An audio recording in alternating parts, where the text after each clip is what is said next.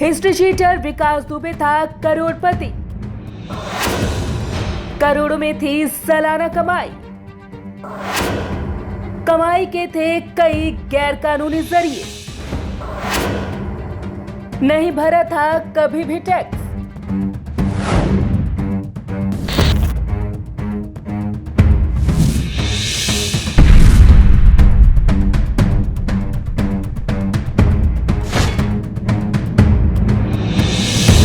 History sheeter विकास दुबे जो encounter में ढेर हो गया, सुबह 8:01 पर पुलिस ने इस बात को कंफर्म भी कर दिया।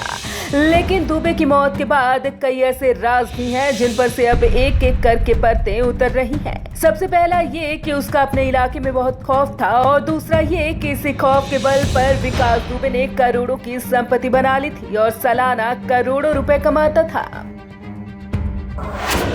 करोड़ों में सालाना कमाई।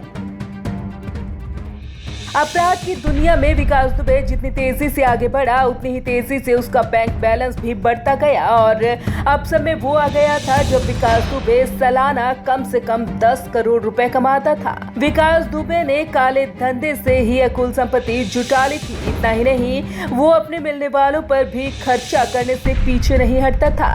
अपराध की दुनिया में कदम रखने के बाद से ही जमीन पर कब्जा वसूली और सूदखोरों से मोटी कमाई वसूलना उसके लिए आम काम बन गया था। इतना ही नहीं, जब उसे किसी कॉन्ट्रैक्ट का काम मिलता था तो उसकी कमाई और 2 गुना और 3 गुना तक हो जाती थी। प्रोडक्शन मनी के नाम पर लेता था लाखों।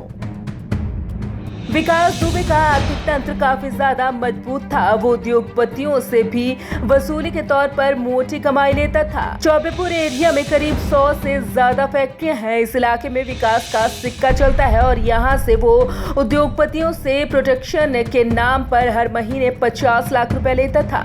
विकास के पास इस समय काफी संपत्ति है। पुलिस पूरी जांच कर रही है। आपको बता दें कि विकास दुबे को बीसी से भी कमाई थी। विकास को बीसी नहीं चलवाता था, लेकिन दूसरे लोग उससे ब्याज पर पैसा लेकर बीसी खिलवाते थे और उसी के पैसे को आगे ज्यादा ब्याज पर दे देते थे। इससे भी इसको करोड़ों रुपए की कमाई हो जाती थी। इन धंधों से भी होती थी कमाई।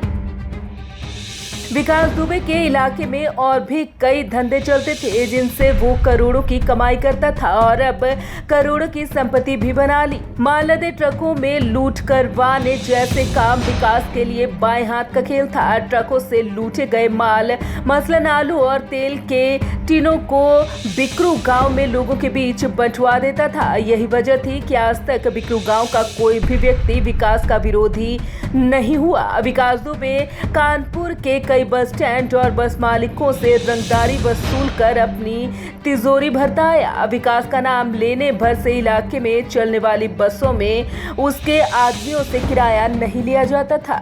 वहीं विकास की काली कमाई का एक जरिया टेंडर और लोगों को ठेका दिलवाने के कामों से भी होता था।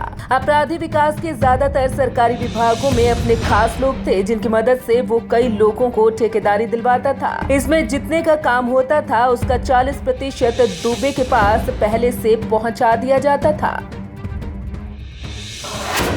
विवादित जमीन की खरीदारी।